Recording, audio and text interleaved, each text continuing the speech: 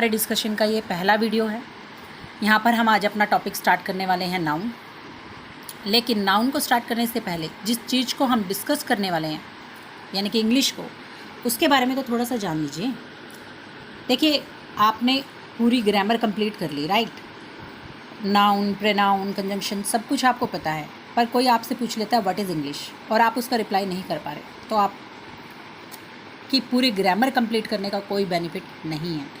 तो जिस भी चीज़ को अगर आप, मैं सिर्फ इंग्लिश की बात नहीं कर रही हूँ, कोई भी और सब्जेक्ट, कोई भी और चीज़ जो भी आप सीखते हैं, पढ़ते हैं, समझते हैं, तो सबसे पहले जिस चीज़ को आप पढ़ रहे हैं ना, उसको थोड़ा सा जान लीजिए और फिर आगे डीप में जाने की कोशिश करें, आगे टॉपिक फर्दर से आप डिस्कशन करें, राइट। तो सबसे पहले हम यहाँ पर इंग्लिश को समझेंगे कि इंग्लिश क्या है। जैसे ही मैं आपको बोलती हूँ व्हाट इज़ इंग्लिश, तो आपके माइंड में कहीं ना कहीं क्लिक होता है कि इंग्लिश क्या है, एक लैंग्वेज है। अब लैंग्वेज क्या होती है? It is a way of communication, right. Communicate करने का एक तरीका है लैंग्वेज, ओके। अब देखिए, लैंग्वेज जो है ना, उसको आप दो तरह से अप्रोच कर सकते हैं। दो तरह से लैंग्वेज को अप्रोच किया जाता है, सब्जेक्टिव अप्रोच, ऑब्जेक्टिव अप्रोच, ठीक है। अब ये सब्जेक्टिव अप्रोच, ऑब्जेक्टिव अप्रोच क्या होती है, ये भी समझ लीजिए। सब्जेक्टिव अप्रोच का क्या मतलब है कि सपोज़ करें किसी स्पीकर ने आपको कुछ कहा है या आपने कोई स्टेटमेंट पढ़ी है, ठीक है। आप क्या करते हैं, उस स्टेटमेंट को पढ़ते हैं, सुनते हैं और क्या करते हैं, उसमें अपनी खुद की भी कुछ एजम्पशन डाल देते हैं कि ये बात ऐसे भी होगी। हालांकि स्पीकर ने वो बात नहीं बोली है, वो लिखी हुई नहीं है सेंटेंस के अंदर, लेकिन आपने क्या किया, उस चीज़ को एज्यूम कर लिया और उस बात के अंदर ऐड करके जो लिखी गई है, कही गई है, उस बात के अंदर वो चीज़ ऐड करके आपने उस टोटल बात का एक ओवरऑल क्या कर लिया, सेंस निकाल लिया, जो कि गलत होता है। अपनी तरफ से आप कुछ भी ऐड मत करिए। हो सकता है वो चीज़ ऐसे हो भी सकती है, ना भी हो, चांसेस है कि हो सकता है, पर चांसेस ये भी है कि नहीं हो सकती वो चीज़ जो आपने एज्यूम किया है। तो इसीलिए सब्जेक्टिव अप्रोच को आप फॉलो मत करें, ना ही एग्ज़ाम में और ना ही रियल लाइफ में। देखिए, कम्युनिकेट करने का मतलब ही यही है कि सामने वाला जो आपसे कह रहा है, आप उस बात को समझ रहे हैं, ना कि अपनी तरफ से कुछ ऐड करके उस बात को समझ रहे हैं, राइट। तो इस बात को आप समझिए। रियल लाइफ में भी अगर आप कभी भी लैंग्वेज को अप्रोच करना चाहते हैं तो हमेशा अपनी ऑब्जेक्टिव अप्रोच रखें, सब्जेक्टिव अप्रोच ना रखें। अपनी तरफ से कुछ भी एज्यूम ना करें। जब तक कि स्पीकर उसे कह ना दे, लिख ना दे, तब तक आप उस बात को एज्यूम ना करें, ठीक है। अब हम अपनी दूसरी अप्रोच पे चलते हैं, जो कि है objective approach, right. Objective approach क्या होती है? ऑब्जेक्टिव अप्रोच का मतलब ये है कि जो आपको दिया गया है, कहा गया है, आपने वो लिखा, सुना, पढ़ा, राइट। तो जितना दिया गया है उतना ही आपने सुना, उतना ही आपने पढ़ा और उसी से ही आपने उसकी एक ओवरऑल सेंस निकालने की कोशिश की। लैंग्वेज के अकॉर्डिंग, ग्रामर के अकॉर्डिंग वो चीज़ क्या सेंस दे रही है, आपने वो ओवरऑल सेंस निकाली और उसके बेस पे उस बात को आपने क्या किया, यूज़ किया पैराग्राफ को सोल्व करने के लिए, फिलअप को सोल्व करने के लिए, सेंटेंस इंप्रूवमेंट को सोल्व करने के लिए, राइट। एग्जामिनर आपसे ये वाली अप्रोच पे वर्क करवाना चाहता है। वो चाहता है कि जो बात उसने कही है आप उसको उसी तरह से गेट कर पा रहे हैं या नहीं, वो ये देखना चाहता है, ओके। तो ध्यान रखें कि हमें कौन सी अप्रोच फॉलो करनी है, ऑब्जेक्टिव अप्रोच हमें फॉलो करनी है लैंग्वेज में। जब भी हम किसी भी क्वेश्चन को देखेंगे तो जितना दिया गया है सिर्फ उतने से ही आपको चीज़ें समझने की कोशिश करनी होगी कि वो लैंग्वेज के अकॉर्डिंग ठीक है, ग्रामर के अकॉर्डिंग ठीक है या नहीं। तो ठीक है, एक ब्रीफ इंट्रोडक्शन मैंने आपको यहाँ पर दे दिया है इंग्लिश का, राइट। अब हम अपने टॉपिक की तरफ चलते हैं, जो कि है क्या, नाउन, राइट। अब देखिए, नाउन हम किस में पढ़े हैं? इंग्लिश लैंग्वेज के अंदर पढ़े हैं। लैंग्वेज में या फिर रियल लाइफ में ऐसा नहीं है कि हमने कुछ भी बना रखा है, उठाया और कुछ भी बना दिया। नहीं, हमें चीज़ों की ज़रूरत हुई, लैंग्वेज को चीज़ों की ज़रूरत हुई, इसीलिए हमने क्या किया, चीज़ों को बनाया है, राइट। नाउन की ज़रूरत, रिक्वायरमेंट को इंग्लिश ने फील किया और इसीलिए नाउन को बनाया गया है। समझ रहे हैं? अब नाउन की क्या ज़रूरत पड़ी, नाउन की क्या ज़रूरत पड़ी, हम इस चीज़ को समझते हैं। नाउन की क्या रिक्वायरमेंट इंग्लिश को पड़ी, राइट। देखिए, हमने क्या करना था, कम्युनिकेट, क्योंकि लैंग्वेज है इंग्लिश, कम्युनिकेट करना है। और जब आप कम्युनिकेट करते हैं ना, तो आप चीज़ों को ईजी करने की कोशिश करते हैं, ना कि कॉम्प्लेक्स। आप क्या करेंगे, चीज़ों को आसान बनाने की कोशिश करेंगे। और हमें आसान बनाना था कम्युनिकेशन को, इसीलिए हमने क्या किया, डिसाइड किया कि क्यों ना हर एक चीज़ को एक नाम दे दिया जाए, जिससे कि कम्युनिकेट करने में हमें आसानी हो। और जब हमने चीज़ों को नाम दिया तो उस नाम को ही हमने क्या कहा, नाउन। देखिए हमने फर्स्ट क्लास से लेकर 12th क्लास तक इंग्लिश को पढ़ा है, तो इतना तो सभी स्टूडेंट्स को पता ही होगा कि किसी भी चीज़ का नाम जो है वो नाउन कहलाता है, राइट। इतना तो आपको पता है। तो समझ में आया कि नाउन की इंग्लिश को क्या रिक्वायरमेंट पड़ी। इस तरह से क्या हुआ, नाउन का जन्म हुआ इंग्लिश के अंदर, राइट। देखिए अब जैसे ही मैंने नाउन लिखा, हमने जितने भी इससे पहले डिस्कशन किए हैं उसमें मैंने आपको बताया है कि हम क्या करेंगे, बेसिक कंसेप्ट से उठाएंगे और फिर एडवांस लेवल पे जाएंगे, राइट। बेसिक कंसेप्ट से मेरा क्या मतलब है, ऐसा नहीं है कि हमने कोई टॉपिक उठाया और सीधा उसकी डेफिनेशन करनी स्टार्ट कर दी, राइट, उससे रिलेटेड कंसेप्ट करनी स्टार्ट कर दिए। पहले हम उसकी रिक्वायरमेंट को समझेंगे, वहाँ तक कैसे पहुँचा गया हम वो चीज़ें समझेंगे, ठीक है। फिर फर्दर हम उस टॉपिक को एक अच्छे वे में स्टार्ट करेंगे, ठीक है, ताकि हमें चीज़ों की एक अच्छी समझ हो, अच्छी एक सेंस हमारे अंदर डेवलप हो जाए। तो रिक्वायरमेंट तो आपको मैंने समझा ही दिया है कि इंग्लिश को नाउन की रिक्वायरमेंट क्यों पड़ी, ठीक है, इतना हम डिस्कस कर चुके हैं। अब हम चलते हैं अपने अगली चीज़ों की तरफ, अगले कंसेप्ट की तरफ, ठीक है। हम हर एक चीज़ को कैसे समझने वाले हैं, यहाँ पर एग्जाम्पल के थ्रू समझने वाले हैं। मैंने आपको बताया हम क्या करेंगे, एग्जाम्पल के थ्रू चीज़ों को समझेंगे और फिर उससे एक कंसेप्ट हम अपना बना लेंगे। अब जब कोई भी एग्जाम्पल अगर आप लेते हैं ना, तो उसमें क्या करेंगे, आप वर्ड का यूज़ करेंगे और वो वर्ड जो है उस सेंटेंस के अंदर, उस स्टेटमेंट के अंदर एक रोल प्ले कर रहा होगा। हर एक वर्ड का अपना एक अलग रोल होता है, ठीक है।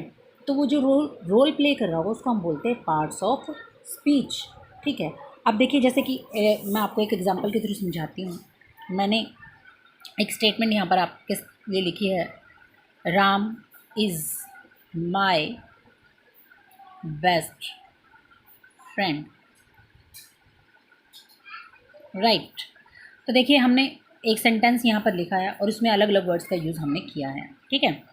तो ये जो पहला वर्ड है इसकी भी अपनी क्या होगी, एक पार्ट्स ऑफ स्पीच होगी, ये भी एक रोल प्ले कर रहा होगा इस सेंटेंस के अंदर, ठीक है।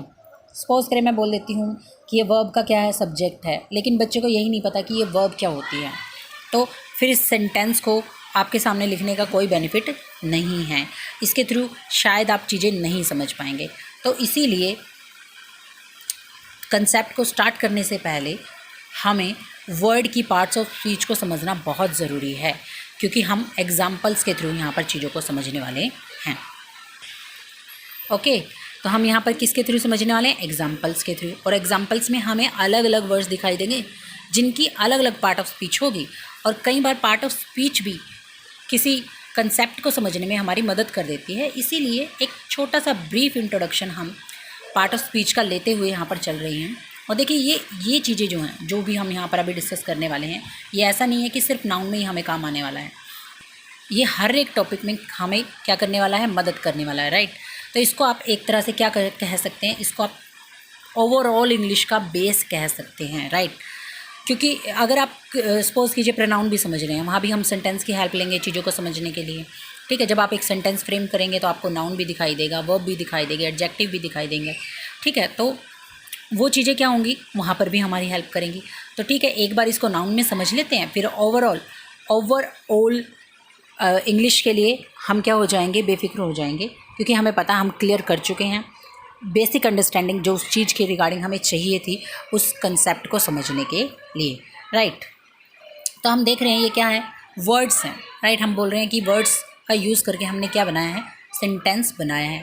तो वर्ड क्या होता है, पहले थोड़ा सा ये जान लीजिए, वर्ड क्या होता है, ठीक है। Word is a collection of letter that produce a meaningful sound. क्या होता है, is a collection of letters that produce a meaningful sound, right।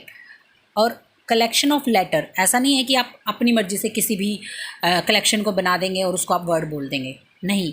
ये कलेक्शन ऑफ लेटर्स फिक्स हैं ग्रामर के अंदर और इनका फिक्स से आप ऐसे करें।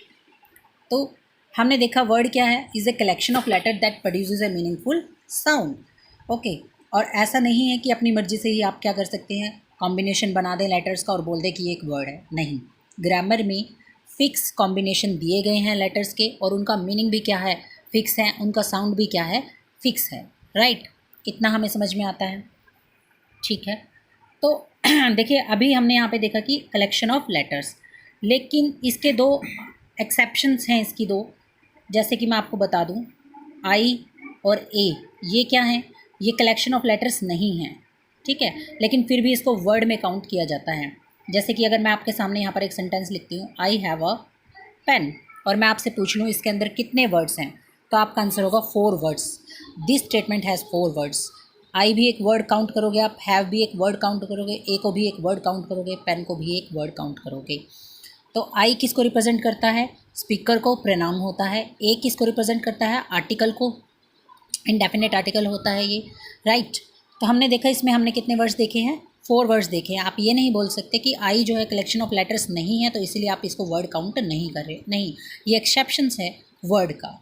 इतना आपको समझ में आया, राइट। तो हमने देखा वर्ड जब आप समझने जाते हैं ना, तो ये अलग अलग रोल प्ले करता है एक सेंटेंस के अंदर, यानी कि इसकी पार्ट ऑफ स्पीच क्या होती है, डिफरेंट होती है। और वो किस बेस पे डिफरेंट होती है, इसकी फंक्शनैलिटी के बेस पे, ठीक है, इसकी फंक्शनैलिटी के बेस पे वो डिफरेंट होती है कि ये फंक्शन क्या वहाँ पर परफॉर्म कर रहा है। इस बेस पे क्या करते हैं, हम इसको एक पार्ट ऑफ स्पीच बता देते हैं कि हाँ इसकी पार्ट ऑफ स्पीच ये है। जैसे कि देखिए मैं रियल लाइफ में एक छोटा सा एग्जांपल आपको देती हूँ, रियल लाइफ का, आप रिलेट करने की कोशिश कीजिएगा। सपोज़ करें कोई बच्चा है, उसके फादर की डेथ हो गई है, ठीक है, तो उसकी मदर जो हैं वो क्या कर रही हैं, फादर और मदर दोनों की रिस्पॉन्सिबिलिटी वो कैरी कर रही हैं। तो हम बोल देते हैं ना कि इस बच्चे की माँ ही इसकी है, माँ और बाप दोनों हैं। तो वहाँ हमारा माँ बाप कहने का क्या मतलब है, क्या हमने वहाँ जेंडर को रिप्रेजेंट करने की कोशिश की है कि हाँ उसकी माँ के अंदर दोनों जेंडर हम रिप्रेजेंट, नहीं, हम ये कहना चाह रहे हैं कि वो जो मदर है उस बच्चे की, वो फादर और मदर दोनों की रिस्पॉन्सिबिलिटी कैरी कर रही है, राइट। तो हमने उसके फंक्शन के बेस पे, जो वो काम कर रही है उसके बेस पे उसको माँ और बाप दोनों का नाम दे दिया, राइट। इसी तरह से हमने वर्ड्स को भी क्या किया है, उनके फंक्शन के बेस पे एक नाम दिया है, यानी कि वर्ड्स के फंक्शन के बेस पे एक पार्ट ऑफ स्पीच उसकी जो है वो हमने क्या की है, डिफाइन की हुई है, राइट। तो आप ध्यान रखेंगे, अगर नाउन आप देख रहे हैं तो नाउन तभी कहलाएगा अगर वो वहाँ पर सेंटेंस के अंदर फंक्शन भी नाउन का परफॉर्म कर रहा है तो, राइट। अगर वो फंक्शन नाउन का परफॉर्म नहीं कर रहा तो चाहे बेशक वो एक नेमिंग वर्ड हो, आप उसको नाउन कभी भी नहीं बोल पाएंगे। आपको ये ध्यान रखना है, naming word plus functionality of noun, तभी आप उसको क्या बोल पाएंगे, नाउन बोल पाएंगे। Okay, right. आई होप इतना कंसेप्ट आपको समझ में आया होगा। अगर आपको यहाँ तक कोई डाउट है then please comment me, okay. आप मेरी वीडियो दोबारा से देख सकते हैं अगर आपको कुछ डाउट है तो, फिर भी आपको समझ में नहीं आता तो please comment me, I will try to elaborate these things further, okay. चलिए अब हम देखते हैं कि क्या क्या पार्ट्स ऑफ स्पीच जो है एक वर्ड की, एक सेंटेंस के अंदर हो सकती हैं। तो हम देखेंगे फिर कौन कौन सा पार्ट ऑफ स्पीच हमें दिखाई देता है एक सेंटेंस के अंदर, राइट। उसको हम कल डिस्कस करेंगे फ्रेंड्स, स्टूडेंट्स। तो आगे का डिस्कशन हम कल करते हैं, ओके। आज के लिए इतना ही। अगर आपको मेरे वीडियोस पसंद आ रही हैं तो प्लीज़ लाइक, शेयर, सब्सक्राइब। किसी भी तरह का कोई डाउट है तो please comment me. Thank you.